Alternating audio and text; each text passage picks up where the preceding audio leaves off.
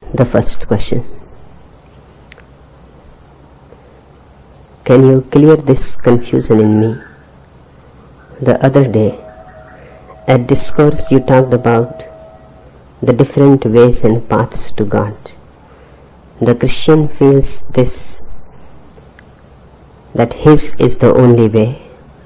The Muslim feels his is the only way, and so on. Now all of us here, your entire following, don't we too believe that yours is the most appealing and therefore the only way? Then what is the difference? I cannot seem to figure it out, and yet I am sure there is a difference. Zarin, God is not a goal. Hence there can be no way to God. All ways are wrong. God is right now, this very moment. God is always in the present, now and here, and always now and here. There can be no way to God.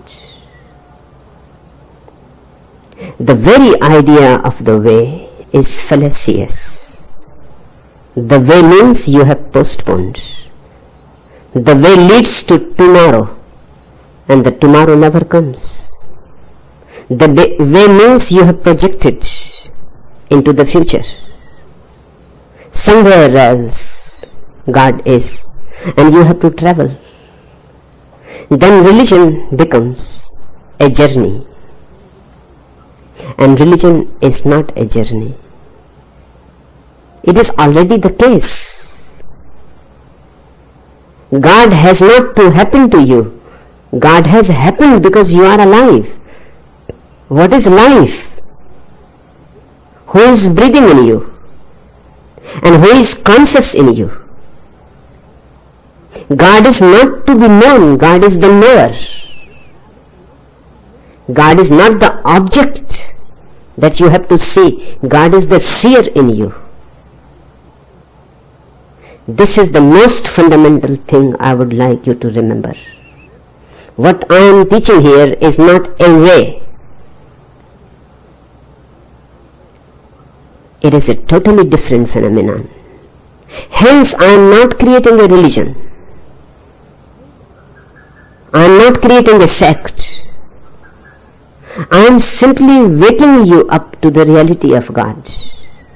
Even while you are asleep, God is within and without. Even in your sleep, you are in God. It is like a man is asleep, and it is a spring, and the flowers are blooming, and the birds are singing, and the trees are green, celebrating. But the man is asleep. He is unaware of the spring. He is unaware of the flowers, of the birds' songs. He is unaware of everything that is happening. But that does not mean that it is not happening. He may be unaware, he may be asleep, but the spring has come. It is there. Any moment the man can open his eyes. Any situation may help him to be awake, and suddenly he will be surprised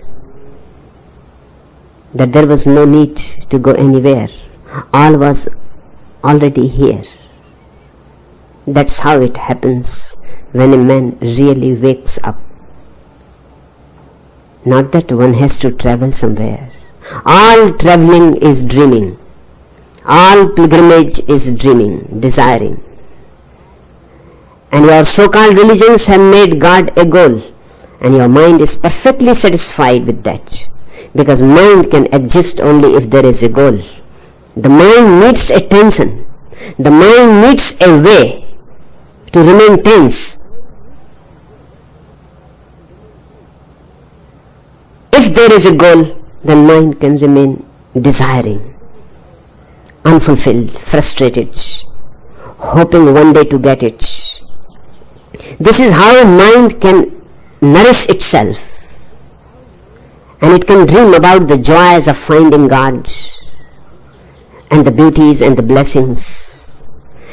It can create paradise in imagination, and all these are simply dreams of the mind.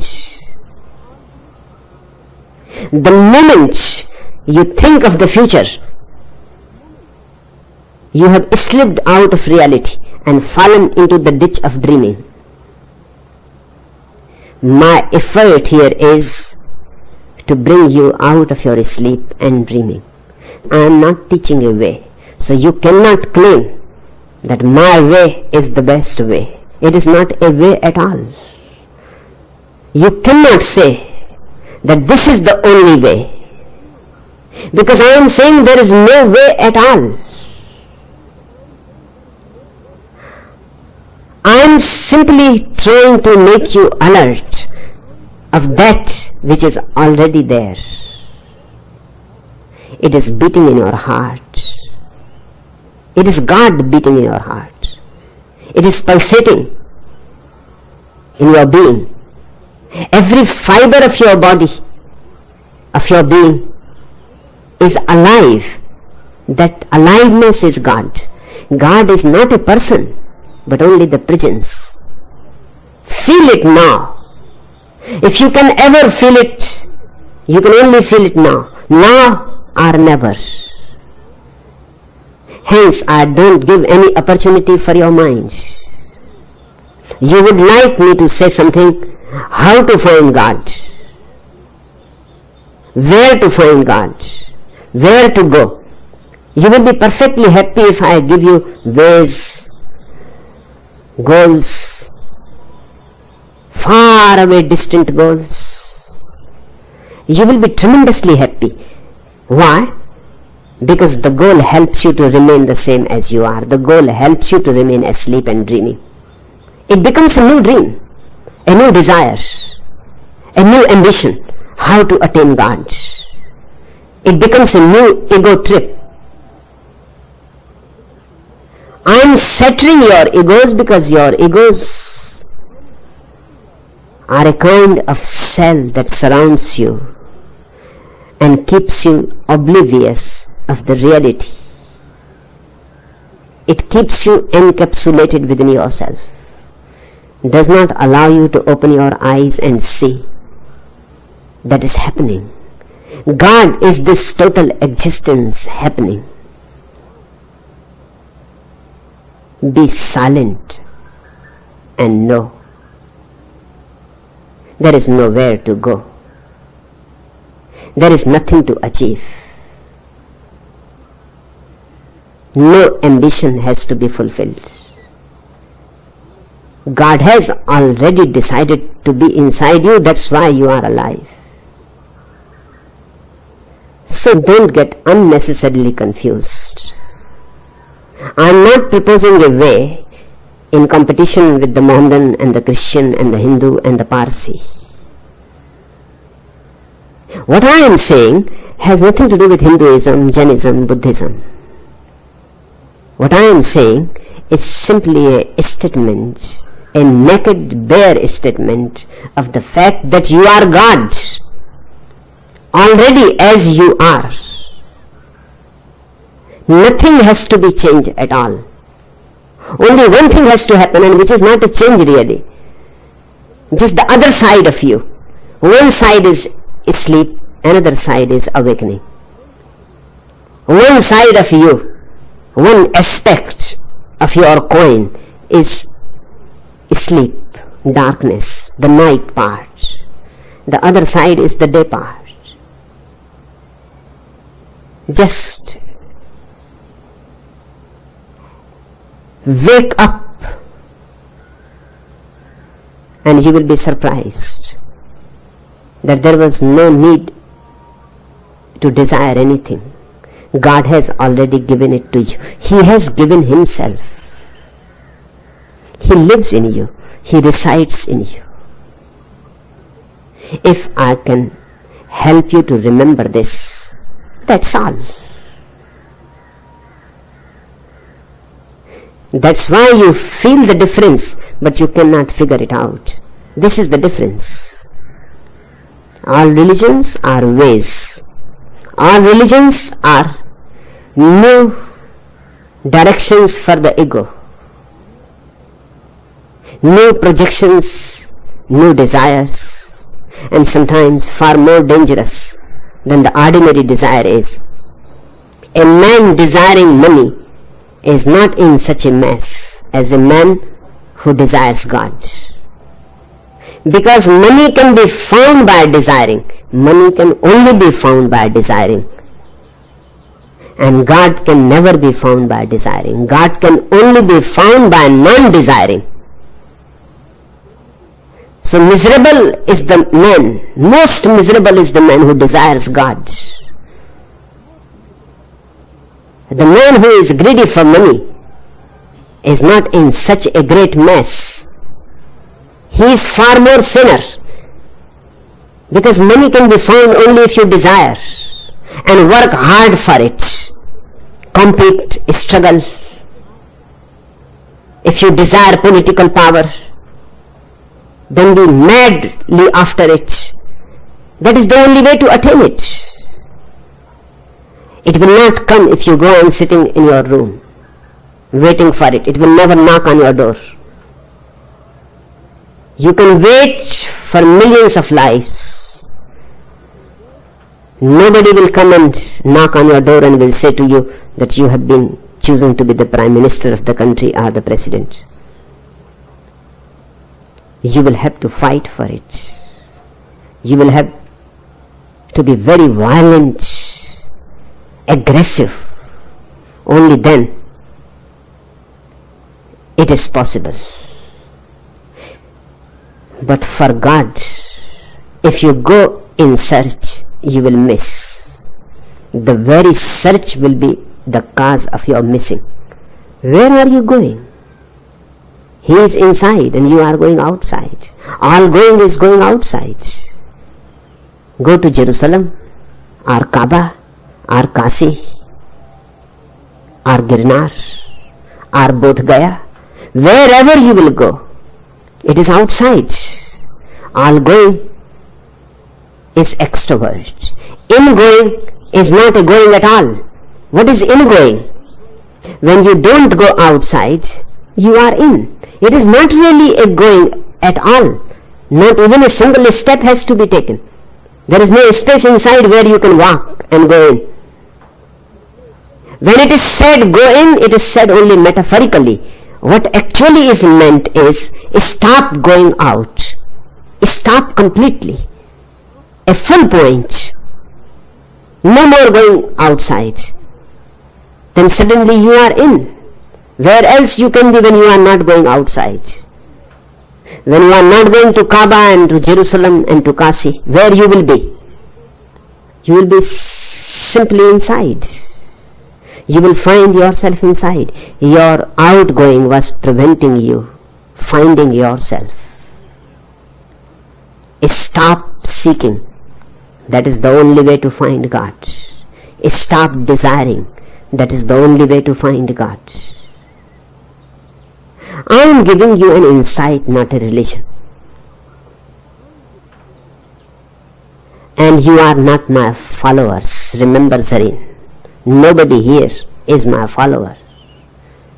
Friends, of course, but nobody is a follower. The orange color creates the illusion that people are following me. Just to avoid that, I cannot wear orange myself. I love the color.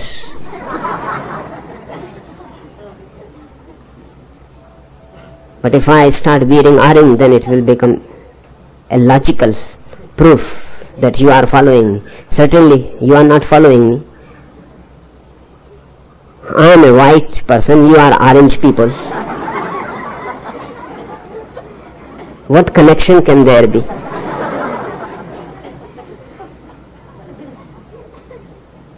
You are not my followers, friends. And because I love the orange, out of your love, you have accepted it. It is not a uniform. It is not that by wearing orange you become part of a certain sect or church. There is no church, no sect. Because I love orange, just out of love for me, you are wearing orange. That is just a gesture of love, nothing else. You are not my followers, nobody is. But certainly, you have chosen to be with me. That is your choice. You have fallen in love with a madman. And when you fall in love with a madman, a little bit of madness is bound to enter in your heart. That's what is happening here. I am drunk, I am making you drunk. What else can I do? But this is not a religion. Hence, you can love me and you can love Jesus, and there is no conflict. In fact, by loving me, you are bound to love Jesus.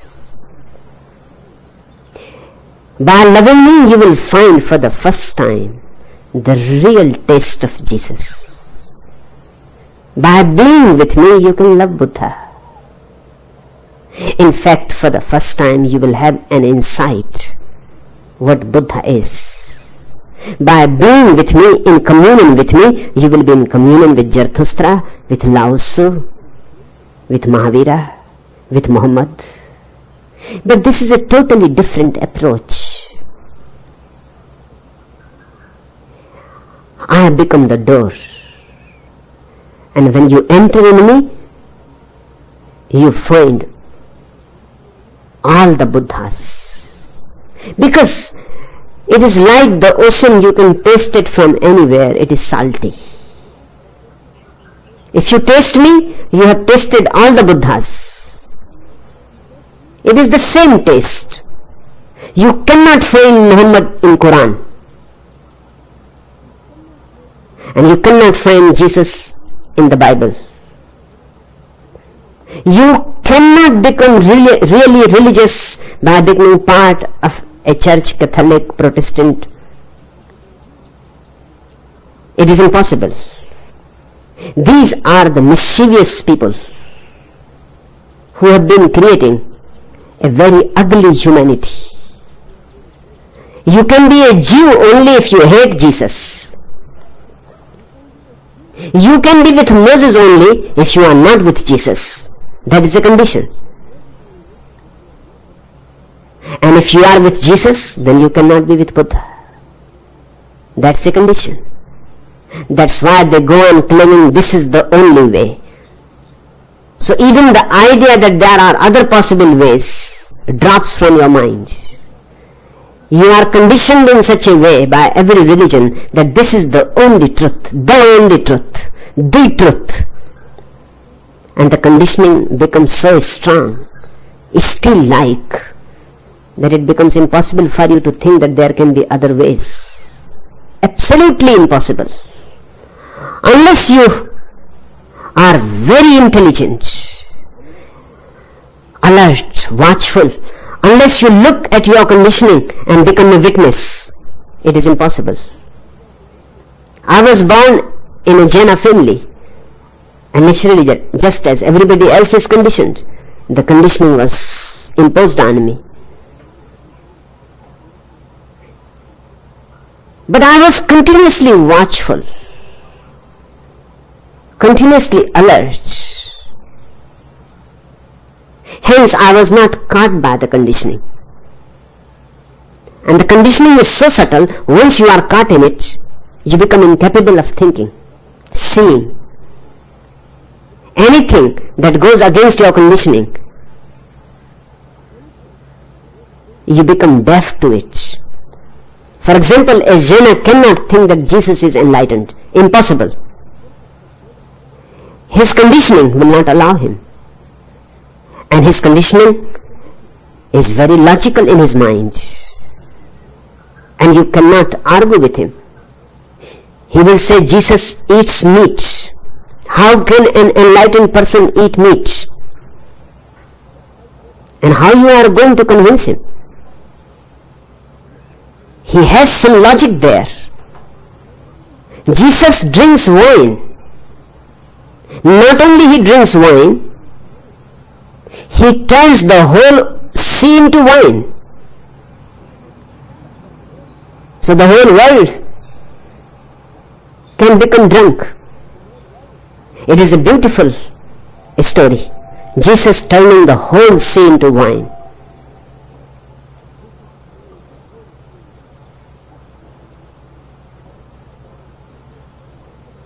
Can an enlightened person do that? Not according to the Jainas. If there was a sea full of wine, the Jaina Tirthankar will come and do the miracle and turn it into water. And pure water, mind you. Filtered water. And that too you are allowed to drink only in the day, not in the night. If you are really a Jaina, you won't drink it even in night, not even water.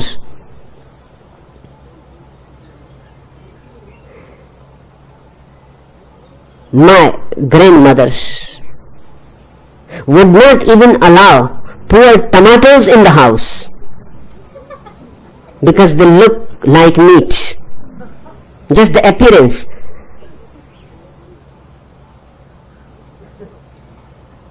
Only when she died, tomatoes could enter into the house. You will be surprised. Jainas don't eat potatoes. Now what these poor potatoes have done? But their ideas, anything that grows under the earth has not to be eaten. Only things that grow in the open, in the sun. Because anything that grows in darkness creates darkness in you. Logic. It is tamas. It will create tamasic energy in you. It will create a certain energy that will pull you towards the earth, downwards. The potato is a secret agent of the earth. Beware. Eat things that grow upwards, towards the sun. They will help you uplift. Your energy will be sattvic, pure. You will be under the law of levitation. The potato pulls you downwards. It is heavy. And once you are conditioned from your very childhood, that's how it starts appearing. Then eat potato and you will feel very heavy and pulled downwards. All these things will happen and then you will know that the teaching is right. Up to my 18th year, I had not eaten in the night. Then I went with my few friends to see a fort far away in the jungles. They were all Hindus. And the fort was such a beauty that the whole day they were not interested in preparing food. I was the only Jaina and I could not insist because 30 people were not interested in cooking food in the day. So I kept quiet. In the night they cooked food. Now the whole days wandering in the forest, in the ruins of that old ancient castle. I was tired, hungry. I had never known such hunger. But my 18 years conditioning, you cannot eat in the night. And then they started preparing beautiful food. And the smell of the food, and so close by. And they all started persuading me and they said, nobody is here and nobody will tell to your family, to your parents. Nobody will ever know. I resisted, but the more I resisted, the more I was tempted. Finally, I yielded. I ate. The food was delicious. But the whole night I suffered hell. I vomited at least 7 times. That 18 years conditioning is not an easy thing to get rid of. I could not digest that food. My whole body revolted. Unless the whole food was thrown out, I could not sleep. And then it was certainly a proof that whatsoever was told to me was right. But those 30 people, they slept well. I had only one consolation, that they all will suffer in hell. The whole night I was preparing for their hell, as bad a hell as possible. I was suffering my hell, and they were sound asleep and snoring. I was consoling myself, it's okay, just few days more, then I will be in paradise, and you will be in hellfire. Then you will know. Pleasures of this life are momentary, I was telling to myself. Your so-called religions only condition you against other religions. They make you antagonistic. They create conflict. They don't allow you to create a brotherhood. They don't allow you to create a humanity. Godfarb was invited to a birthday party for the parish priest. Wanting to show his desire to be a good member of the community, he went to a jewelry store to get the good father a birthday present. What would you recommend? Asked Godfarb of the store clerk. How about this lovely crucifix with Christ on it? Do you think he would like that? Absolutely. How much is it? $150. $150? Exclaimed Godfarb. Have you got one without the acrobat on it? Jesus looks like an acrobat. If you are a Jew, that's how it is. To a Jaina, Muhammad is not even worthy to be counted in saints. What to say about messengers of God? According to the Buddhists, even Mahavira, the Tirthankara of Jainas, is not worthy to be counted as a holy man. Not even a moral man, because he moves naked. This is utter immorality. Buddhists cannot forgive him. This is exhibitionism. This is neurosis. The man is pathological. You have been given ideas in the name of religions. I am not giving you any idea. I am trying to take away all ideas from you. Just the other day there was a question that sometimes you give wrong information to us. Sometimes? My whole effort here is to destroy all information that you have. All information is wrong. So I am not interested in giving you right information, because all information has to be taken out. You have to be left without information. When you are without information, without knowledge, not knowing what is what, in that state of not knowing, you bloom. God starts opening up within your being. I am not teaching a way. I am not giving you a system of thoughts, a philosophy. Just the contrary. I am against all knowledge, all philosophy, all systems of thought, all theologies, all religions. And by dropping all, you can be in communion with me. It is a communion, not a following. A communion means I respect you, I love you as equals. You are not inferior, just asleep. Your sleep does not make you inferior at all.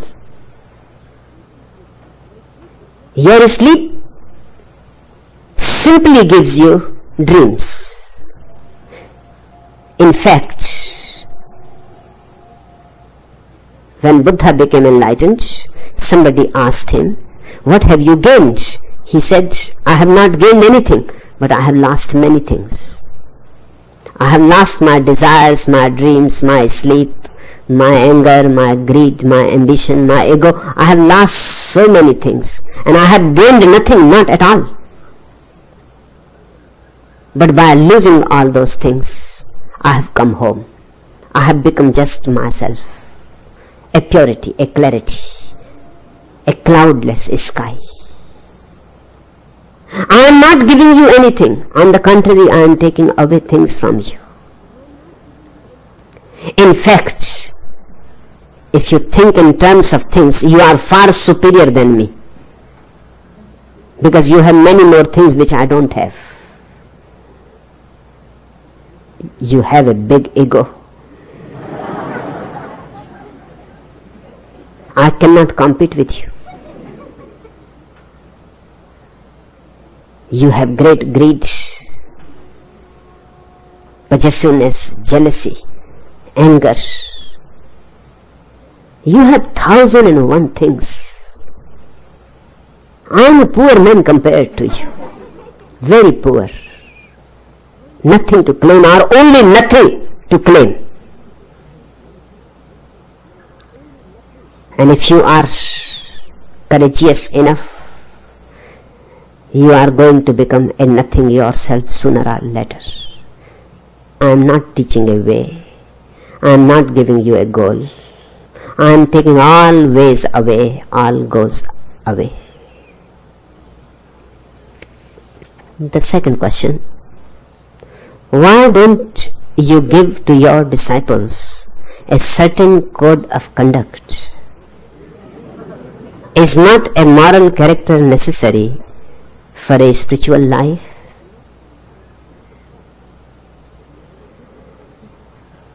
My whole effort is to give you a consciousness, not a character. Consciousness is the real thing. Character the false entity. Character is needed by those who don't have consciousness. If you have eyes, you don't need a walking stick to find out your way, to grope your way. If you can see, you don't ask others, where is the door? Character is needed because people are unconscious. Character is just a lubricant. It helps you to run your life in a smooth way. George Gurdjieff used to call character like buffers. Buffers are used in railway trains. Between two compartments there are buffers. If something happens, those two compartments cannot clash with each other. Those buffers will prevent them from clashing with each other. Are like springs. Cars have springs, so you can move smoothly even on an Indian road. Those springs go on absorbing the shocks. They are called shock absorbers. That's what character is. It is a shock absorber. People are told to be humble. If you learn how to be humble, it is a shock absorber. By learning how to be humble, you will be able to protect yourself against other people's egos. They will not hurt you so much. You are a humble man. If you are egoist, you are bound to be hurt again and again. The ego is very sensitive. So you cover up your ego with a blanket of humbleness. It helps. It gives you a kind of a smoothness. But it does not transform you. My work consists in transformation. This is an alchemical school. I want to transform you from unconsciousness into consciousness, from darkness into light. I cannot give you a character. I can only give you insight, awareness.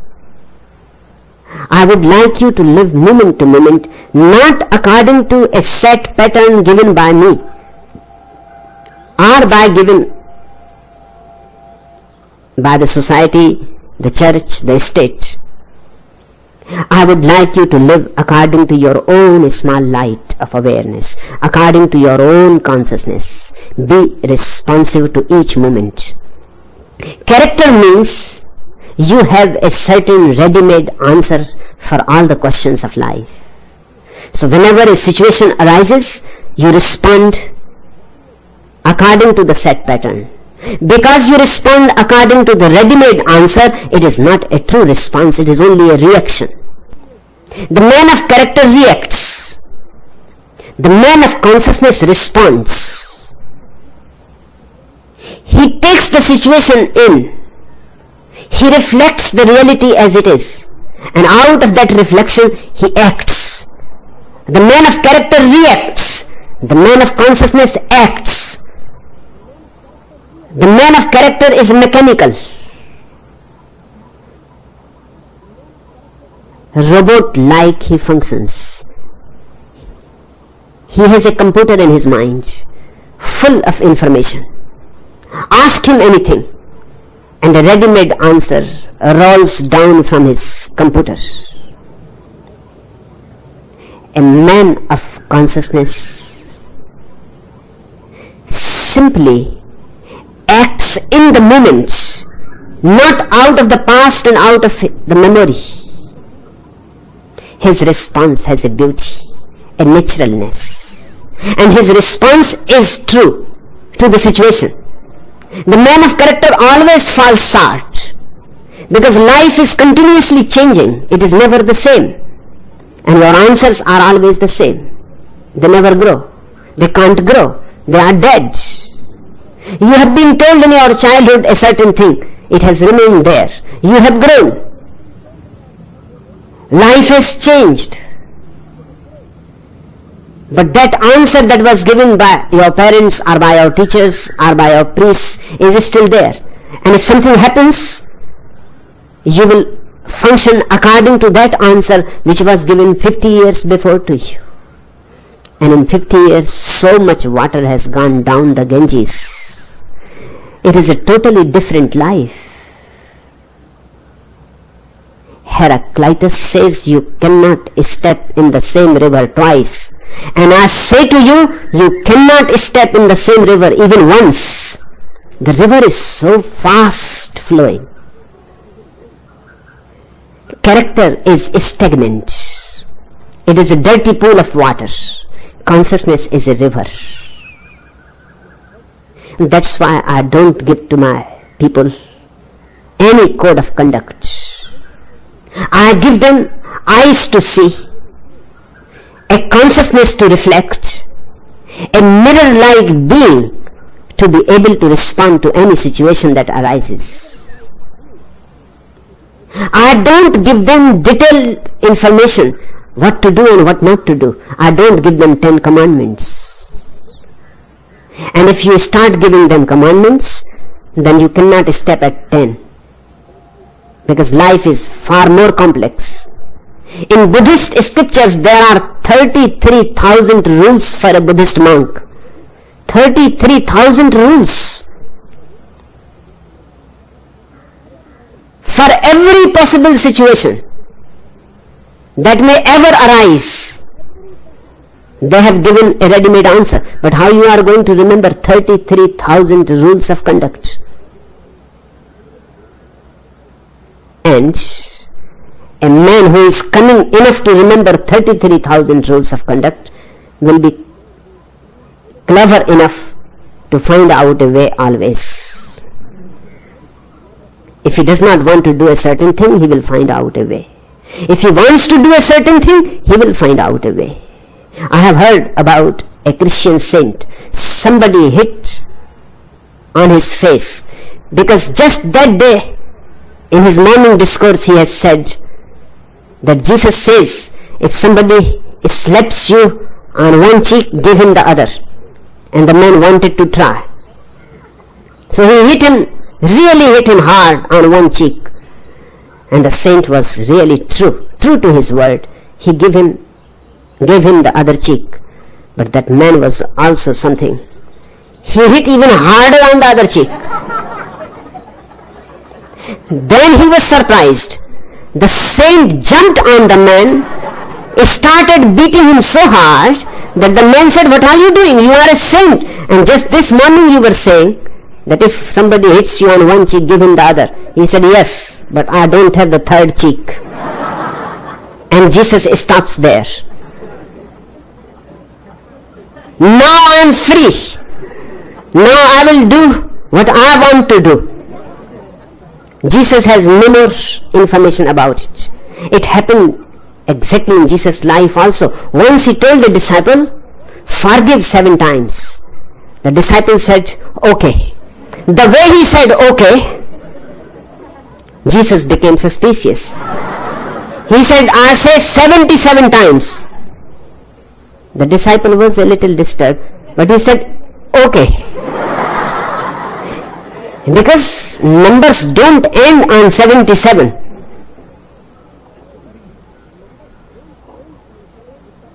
What about 78th? Then I am free.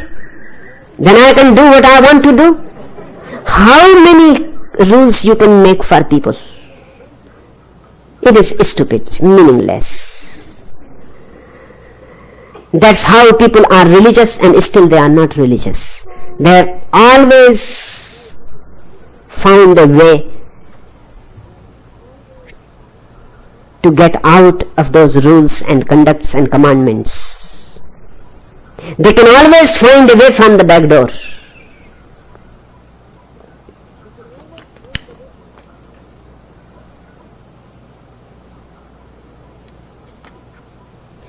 And character can at the most give you only a skin deep pseudo mask, not even skin deep. Just scratch your sense a little bit and you will find the animal hidden behind. On the surface they look beautiful, but only on the surface. I don't want you to be superficial. I want you really to change, but a real change happens through the center of your being, not through the circumference. Character is painting the circumference. Consciousness is transformation of the center. Once a carpenter was working in a church and he hit his thumb with a hammer. "Fuck's sake," he yelled. The vicar happened to be passing and heard him. "You cannot use that kind of language here. This is a house of God," he admonished. "Pardon, vicar, but what is a man to say when he wakes his thumb with a hammer? You can say, 'God preserve me, Jesus help me,'" suggested the vicar. Later, when the carpenter was sawing a piece of wood, he sawed right through his finger, which dropped to the floor. "God preserve me," cried the carpenter, and the finger jumped back upon the hand and healed itself. "Fuck's sake," exclaimed the vicar.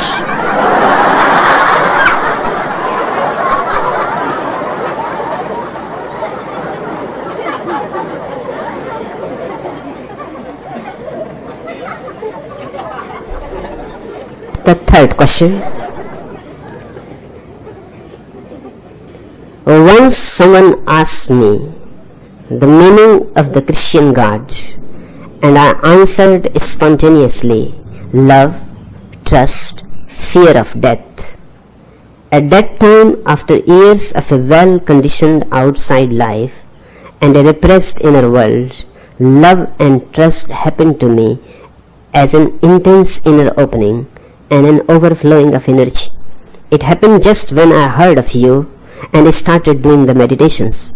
From the outside it seemed like madness, but in all the craziness I got a clear, strong feeling of an energy which moves me somewhere I have searched for all the time. On the other side, great fear came up, fear of death, connected with a childhood picture of an ancient God who had the power to punish human beings with death and eternal darkness. This feeling of fear still creates a certain heaviness in my mind and stops the natural flow of energy. Can you speak about fear and death? The ordinary God is nothing but a projection of your fear. It is not love, it is not trust. Because love knows nothing of fear, and trust knows nothing of fear. Just as light has never seen darkness, love and trust have never met fear. But in all the languages of the world, there are expressions like God-fearing. The religious person is known as God-fearing. That is sheer nonsense. A religious person cannot be God-fearing. He can only be God-loving. If he is God-fearing, he is not religious yet. How can you fear God? But your priests have made so much fuss about hell, punishment, karma.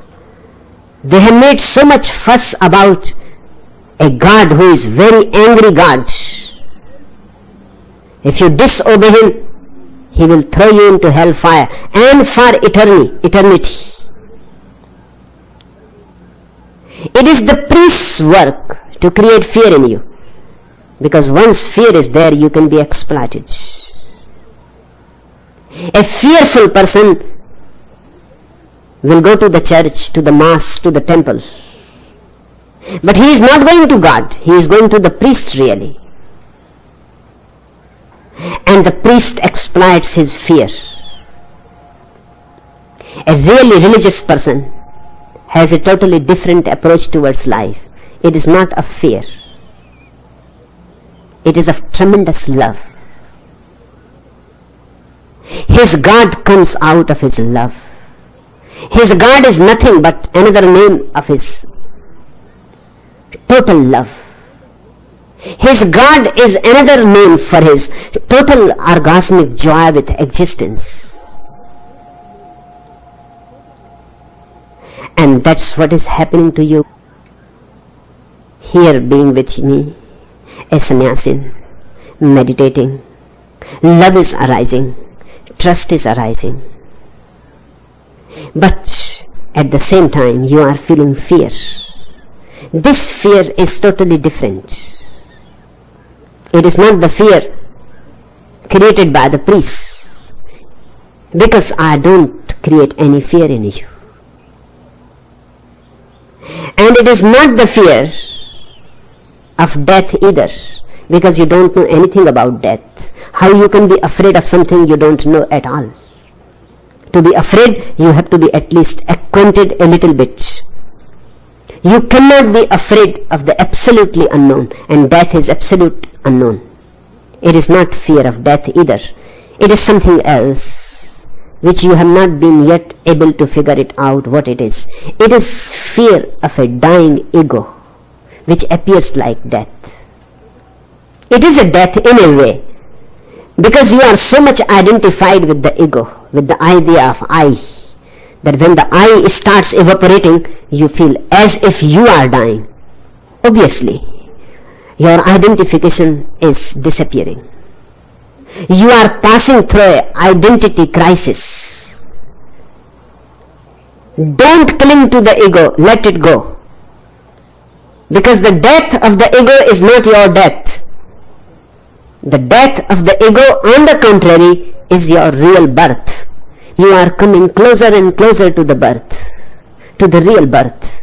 You will be reborn. But you can be reborn only when death is gone, when ego is gone. With ego, death also disappears, remember. Because you have never died. How can you die? You are not born either. You are gods. You are divine energy. You have been here forever and you will be here forever. Birth and death are only of the body and the mind. And within the body and the mind exists the ego. It is a creation, a conspiracy of body-mind. When the ego disappears, your death disappears too. Once the ego is gone, you will be surprised that you are eternal, that you have been here always and always, and you will be here always and always. You are part of the truth which cannot die. You are coming close to something immensely valuable. But your mind is creating a problem. It is saying to you it is fear of death. It is not fear of death. It is fear of ego disappearing. Allow it to go. I say to you, this is how it has happened to me. This is how it is happening to many of my people. This is how it has always happened to all the Buddhas down the ages.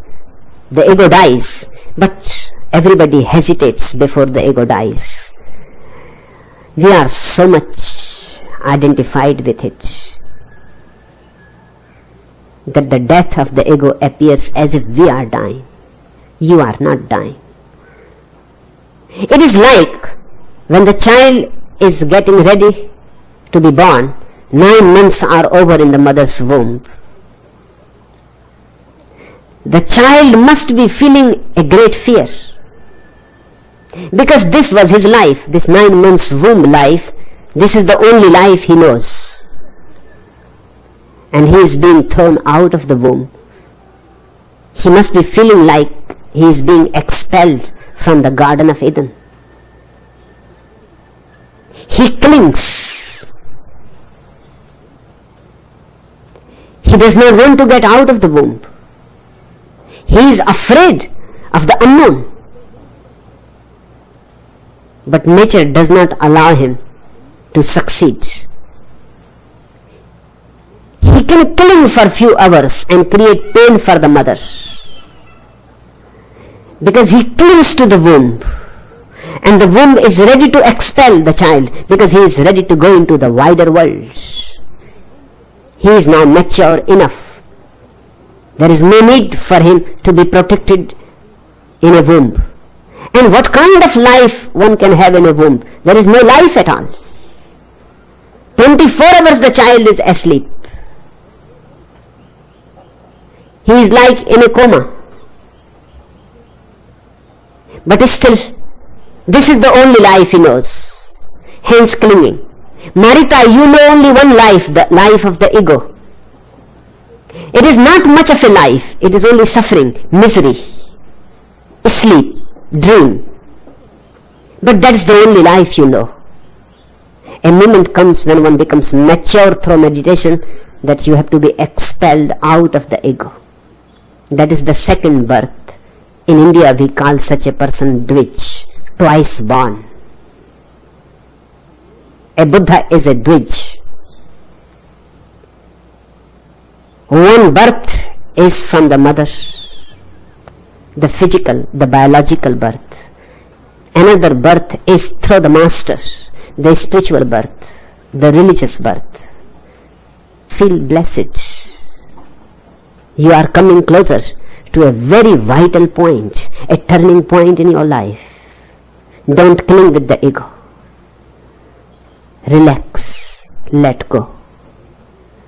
Let the ego disappear. It is not you. And then for the first time you will know who you are. For the first time the mystery of your being will be revealed to you. And from there onwards you start living. Before that you were just sleeping.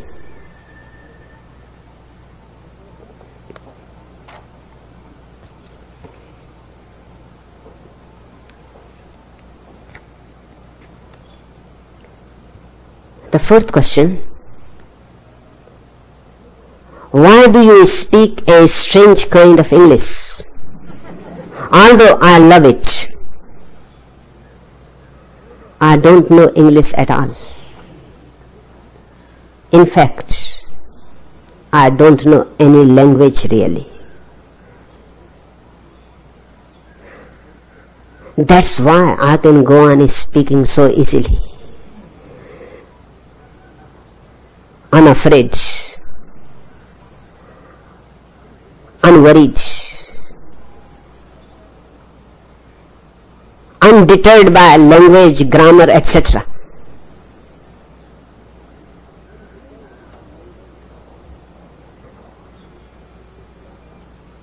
I am not a great orator. I simply go on saying to you whatsoever happens in the moment. That's why sometimes Napoleon turns into Nero, Nero turns into Napoleon. Greek becomes Latin, Latin becomes Greek. You are listening to a drunkard.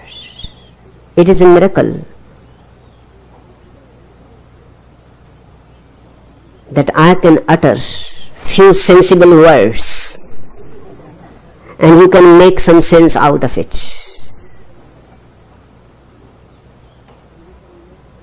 Sometimes even I laugh what I have said to you. Just the other day, whenever I see Pradeepa bowing her head down, then I know that I must have told something wrong. Just few days before I was saying, cropping the reap instead of reaping the crop. Pradeepa is my criterion. Then I just look at her and I know I have done it again.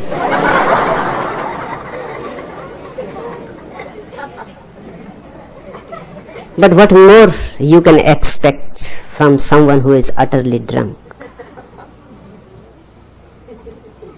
An elderly gentleman with a walrus mustache, frock coat and bowler hat jiggled the telephone receiver. I say, operator, he said, I want to talk to Sir Reginald Barrett in Grosvenor Square, London. I am afraid I can't hear you, sir, said the operator. Sir Reginald Barrett, Grosvenor Square, London, said the party. I still can't hear you, said the operator. I guess you are English, are not you? My dear madam, said the gentleman, if I were any more English, I could not talk at all. Fortunately, I don't know much English, hence I can talk, undeterred by any linguistic barriers. This is not English, this is not American English, this is not even Indian English. It is simply Rajni's English. It has to be strange.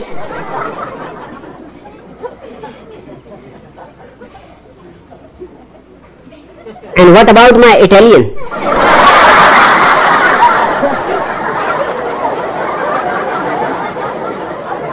Scene: father visiting his son in jail. Father, you are Noah, good Abama you. I raise you to be a good akida. Son, please father, don't talk like that. Father, I am a asema. You are no good son. Son, father, please don't talk that way. Father, why? I am no taka this way. Son, because you are not Italian.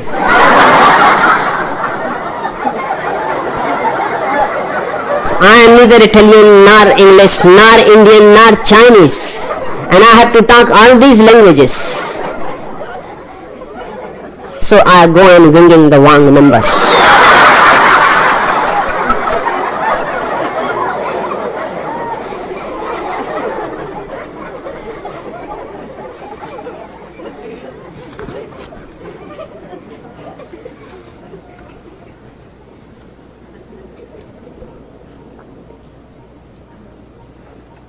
The fifth question, who are you? I don't know at all. If sometimes you come to know, please tell me.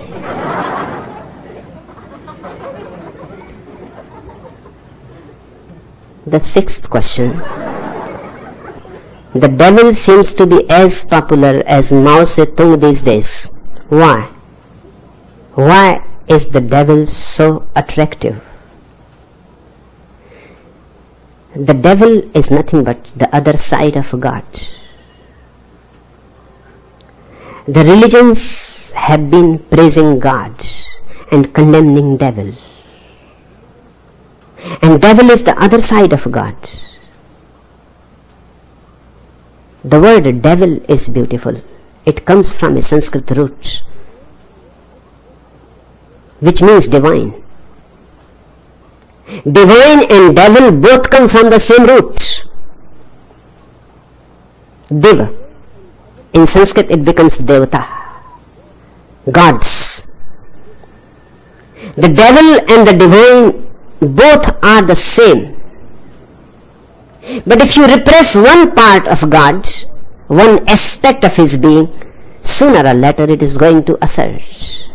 Now there are churches in the West particularly, churches devoted to the devil. Disciples of devil are growing, mushrooming all over the world. The first church of Satan is there in America, where people gather and worship Satan. Satan means devil.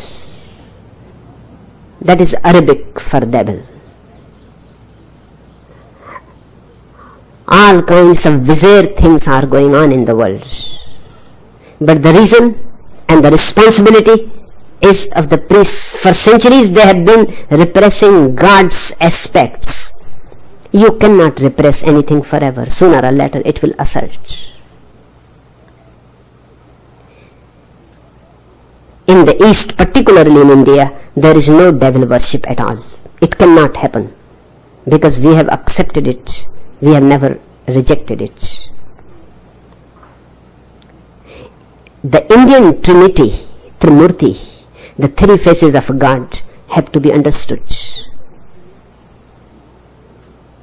Brahma, Vishnu, Mahesh. These are the three faces of God. Brahma is the creator God, the aspect that creates. Vishnu, the aspect that maintains the world, the existence, keeps it running. And Mahesh, the destroyer, who destroys the world.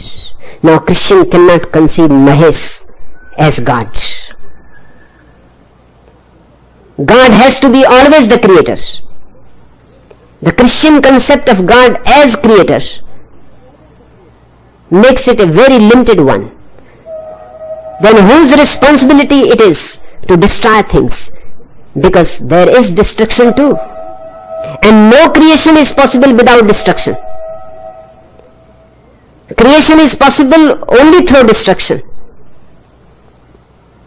God gives life, and who gives death?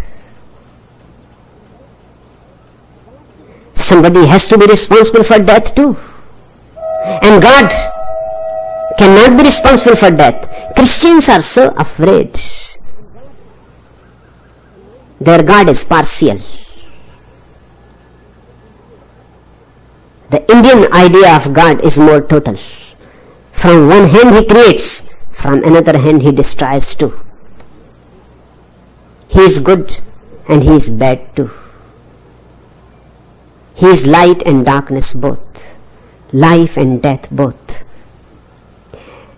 And if God is both, then only God can be transcendental. When you are both, you transcend both. You ask me, the devil seems to be as popular as Mao Zedong these days. Why? Why is the devil so attractive? It is because of a long repression through Christianity. The devil aspect of God has been completely denied. Now, after 20 centuries of repression, it has become very strong. It has gathered too much energy. It is exploding all over the place. It is certainly becoming more and more attractive. God seems to be poor compared to devil. Christians, particularly the priests, have been talking so much about God, they have made the world almost sickening, nauseating. They have talked so much about God, and their God is so sweet. Only sweetness is allowed to God. Their God has no salt. It is pure white sugar, which is another name for poison. So the Christian God has created a kind of diabetes all over the world.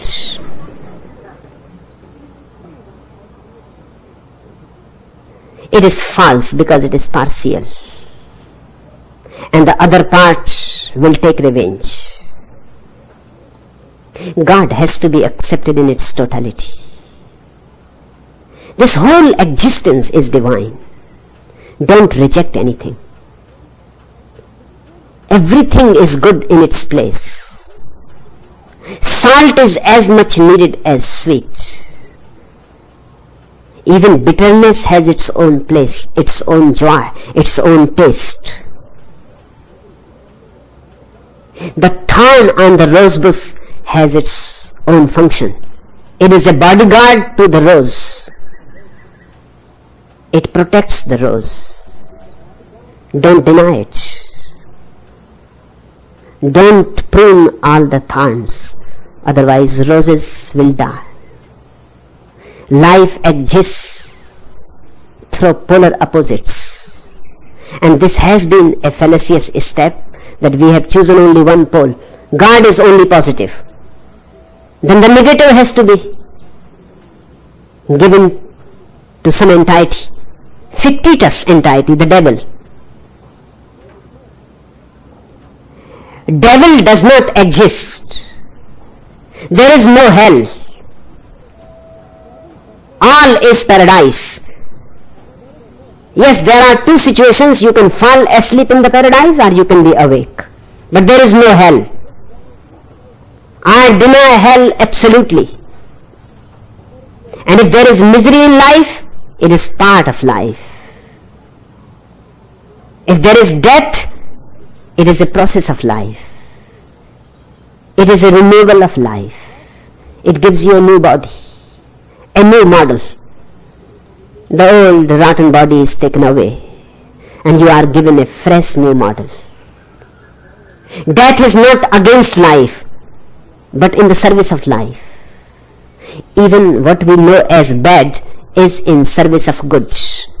Yes, if you are wise enough, you can transform poison into medicine.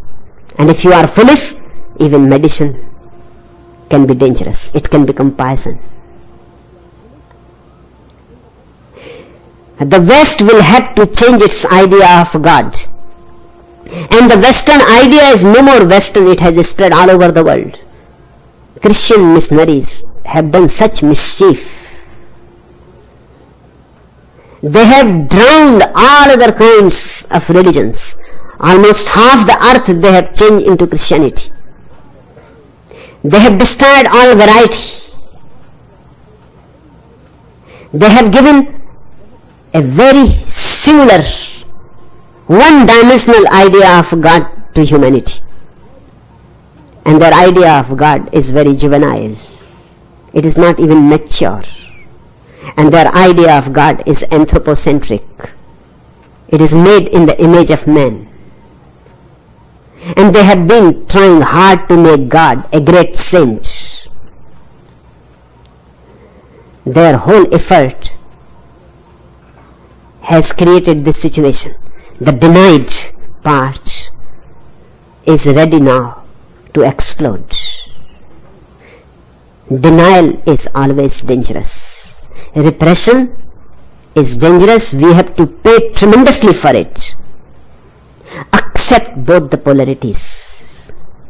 The negative and the positive both are needed for the electricity to happen. The good and bad both are needed for the world to go on. They are like two wheels of a bullock cart. The sinner and the saint both are needed. That's my approach. I love the sinner as much as the saint. And if I have to choose, if I am forced to choose, I will choose the sinner than the saint. Because the sinner is at least authentic. You cannot find a pseudo-sinner. Have you ever heard the word pseudo-sinner? Pseudo-saints are there. In fact, 99.9% saints are pseudo. Because there is rarely a Jesus or a Buddha. That phenomenon is very rare. We have made it rare. We have made it almost impossible for anybody to be a Jesus or a Buddha. We create all kinds of hurdles. And even if somebody becomes a Jesus, we don't tolerate. We kill the man. The moment we become aware, Jesus lived only 3 years as Jesus. 30 years he was in preparation, in meditation, in search. After 30 years, when he attained his Satori, he went to the marketplace and started giving the message that he has attained. It took 3 years to become known to people that this man has attained. They killed him immediately. When Mansur attained godhood, he declared, Anal Haq, I am God. His master Junaid said, keep quiet. I know, you know. That's all. No need to tell it to anybody. Otherwise you will be in danger, and you will create danger for me and for other disciples also. Yes, I accept, said Junaid. I can see you have attained, but let it be a secret between me and you. But Mansur could not keep it a secret. It is very difficult to keep it a secret. Nobody has ever been able to keep it a secret. There will be moments when he will be in deep ecstasy and he will start shouting again, I am God. Soon the news was spread.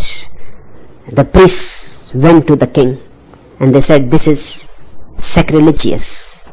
This man has to be destroyed. This man has to be killed. First, you don't allow anybody to become a Jesus or Mansur. And if one somehow escapes from your bondage and becomes one, you kill him. And you go on preaching something which is absurd, pseudo. You create a saint against the sinner. He is bound to be pseudo, because he has not absorbed the sinner in himself. He has no foundation. He is a house without foundation.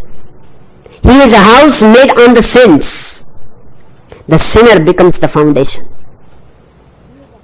Unless the sinner is absorbed and transformed, you will not find a true Buddha. Your sins are pseudo, bogus, only on the surface, pretenders. If I am forced to choose, I will choose the sinner, because the sinner has all the energies which can be transformed into a saint. But the saint has cut himself from all the sources of energies. He has become a plastic flower. He is almost hopeless. His case is hopeless. This calamity has happened. This devil becoming too attractive because of the priests denying all reality to God, making God an abstraction. God is not an abstraction. God is not a person. God is the total harmony of existence. And in that harmony, in that orchestra, all instruments are involved. The bad, the dark, the death, they have also to play their part. They become the background, they become the context. You don't see stars in the day. Why? Do you think all the stars disappear? They are there in the sky. They have not disappeared. It will be too much of a work every morning to disappear and every evening to come back. It will be unnecessary trouble. They are there. Just because of the sunlight, the background is missing in which you can see them. When the night comes and the darkness comes, the background becomes available.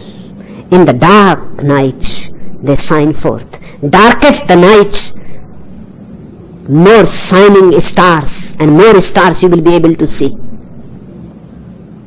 God is both. The darkest depth and the lightest height. Once this is accepted, the devil loses all attraction. The devil dies. The devil becomes a fertile land for God to grow. The devil becomes a fertilizer. You can accumulate fertilizers in your house. You can accumulate manure in your house.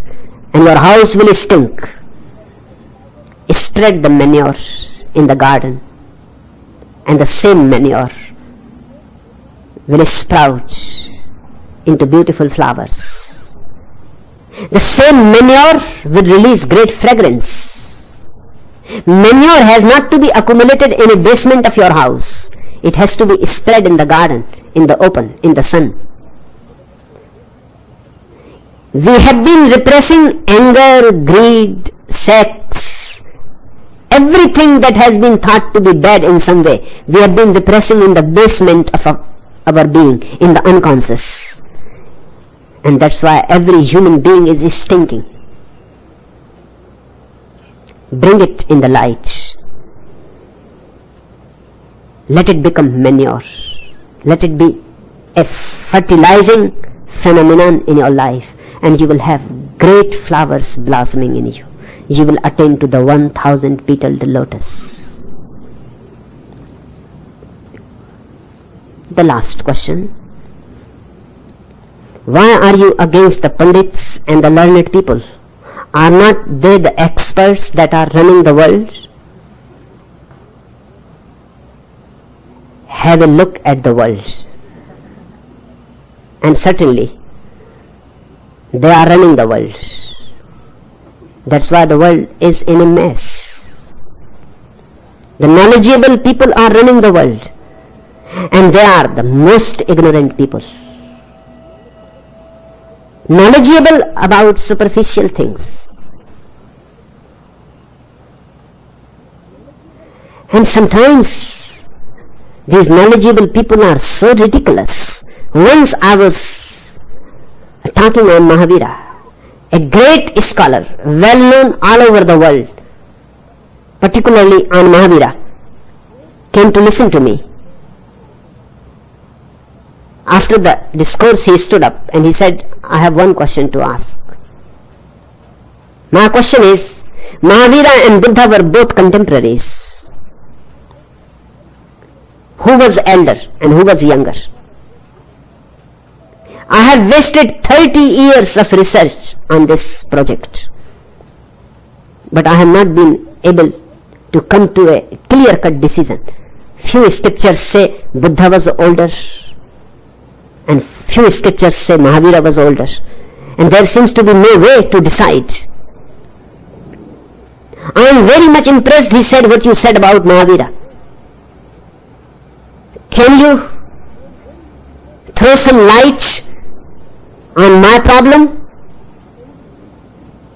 I said, you wasted 30 years of your life. How does it matter who was elder and who was younger?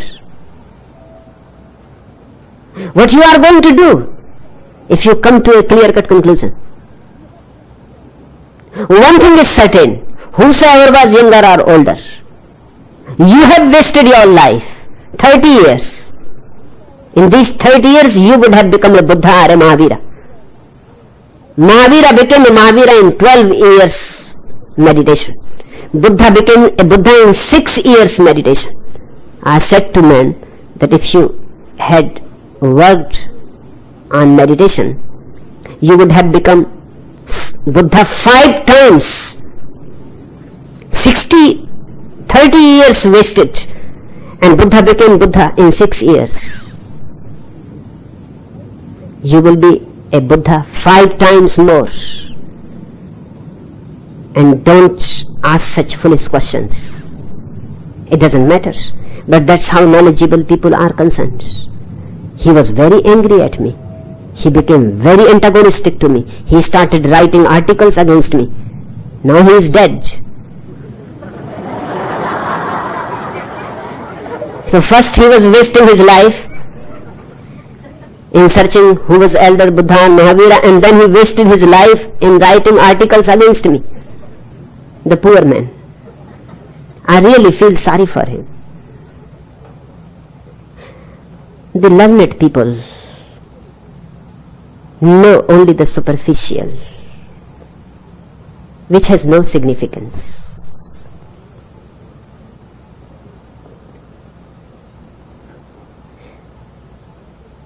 Karuthars was visiting a small English town to do business. As his first appointment was not until 12 noon, he decided to play a round of golf early in the morning. The golf course was right on the edge of town and he was first off. He sliced his first ball and it went over the hedge that ran parallel to the first fairway. He did not bother to go and look for it. He played another ball which went straight down the middle. On returning to the clubhouse, at the end of the game, the club professional approached him saying, "Excuse me, sir, were you by any chance the first off this morning?" "Yes, I was," replied the businessman. "And did you slice your first ball over the hedge to the right?" "Yes, I did, as a matter of fact, old man," replied the businessman. "Well," said the professional, "that hedge runs parallel to a very busy street, and your ball landed on the head of a cyclist. The cyclist swerved into the middle of the road, and in order to miss the cyclist, a car swerved in front of a bus. And in order to miss the car, the bus bent up onto the pavement and into the shop front of a jeweler's. The shop collapsed, and in the process, a lot of very valuable jewelry has disappeared." "Oh my God!" cried the businessman, shaking at his knees. "What shall I do?" "No problem, old man," said the professional. "Just make sure that you keep your right hand a little further round the handle and everything will be fine." That's how the professional, the expert, the knowledgeable works. He knows everything about the meaningless, the insignificant.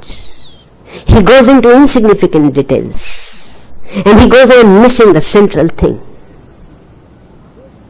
I am not against the Pandits and the learned people. I am simply compassionate on them.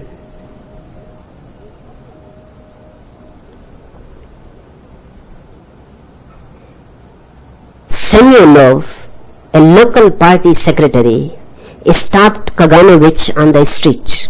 "Comrade," he asked, "why don't you come for ideological instruction every Tuesday and Thursday evening?" "I don't need it," said Kaganovich. "Who was Karl Marx?" asked Semyonov. "I don't know." "Who was Vladimir Lenin?" "I don't know." Semyonov went on and on. Finally Kaganovich interrupted. "You ask me who is this and who is that. Let me ask you, who is Rudolf Ulyanov?" "I don't know," replied the secretary. "Ah," said Kaganovich, "but I know that one. While you are at ideological instruction every Tuesday and Thursday night, Rudolf Ulyanov is screwing your wife." Enough for today.